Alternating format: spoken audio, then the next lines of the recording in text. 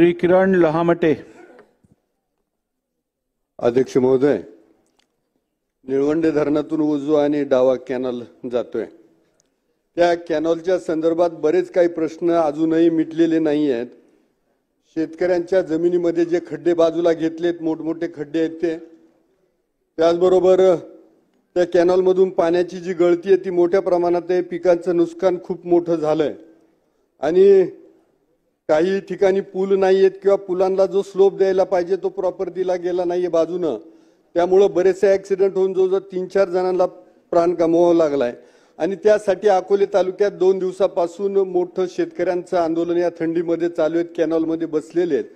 पाणी खालच्या भागात नेलं त्याबद्दल त्या लोकांचं म्हणणं काही नाही, परंतु तिथले जे काही प्रश्न मिटायला पाहिजे ते आतापर्यंत मिटले नाही. म्हणजे ज्या स्थानिकांच्या जमिनी गेल्या, ज्यांच्या धरणामध्ये जमिनी गेल्या, त्या लोकांच्या डोळ्यामध्ये आसू आहे आणि इतरांच्या डोळ्यामध्ये हसू आहे, चेहऱ्यावर हसू आहे.